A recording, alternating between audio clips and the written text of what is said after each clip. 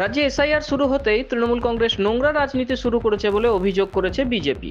অভিযোগ, রাজ্যের যেখানেই অস্বাভাবিক বা স্বাভাবিক মৃত্যু হচ্ছে সেখানেই তৃণমূল কংগ্রেস এটাকে এসআইআর এর কারণে মৃত্যু বলে তকমা দিচ্ছে।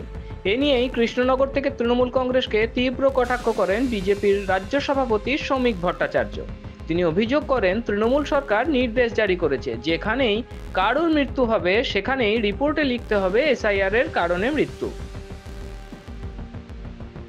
আপনি যদি কোনো মৃতদেহকে কোনো শ্মশান ঘাটে নিয়ে যান, সেখানে যদি বলেন যে হঠাৎ হৃদরোগে আক্রান্ত হয়ে মারা গেছে, তাহলে কিন্তু আপনার দেহটি দাও করতে দেওয়া হয় না, ডাক্তারকে মৃত্যুর প্রকৃত কারণ জানাতে হয়। তো এবারে বলে দেওয়া হয়েছে শ্মশানঘাট থেকে হসপিটাল পর্যন্ত তৃণমূলের পক্ষ থেকে অলিখিত নির্দেশ চলে গেছে, যেই মারা যাবে এসআইআরে মারা যাবে। এসআইআর প্রক্রিয়ায় জলে দুধ মেশাচ্ছে তৃণমূল, রাজহাঁস হয়ে নেমে পড়েছে নির্বাচন কমিশন, এমনটাই বললেন শ্রমিক ভট্টাচার্য। মদ্যপ অবস্থায় এই হাইওয়েতে গাড়ি চালাতে গিয়ে কোনো যুবক যদি মারা যায়, তাহলে বলবেন এসআইআর এর চাপ এত বেশি ছিল যে স্পিডটা কন্ট্রোল করতে পারেনি।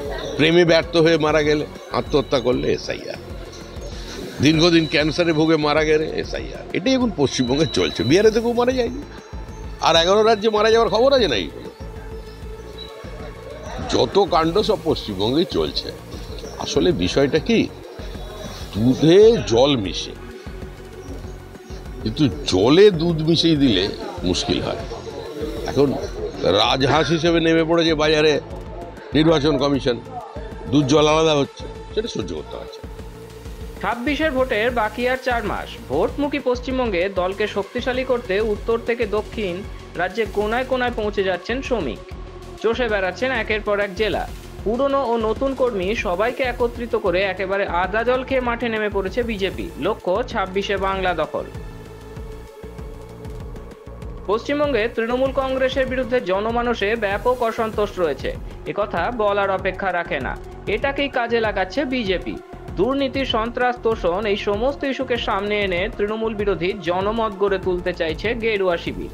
স্থানীয় স্তরে কর্মীদের প্রশিক্ষণ শিবির থেকে মিছিল, জনসভা সবেতেই অংশ নিচ্ছেন বিজেপির রাজ্য সভাপতি। উদ্দেশ্য তৃণমূল মুক্ত বাংলা।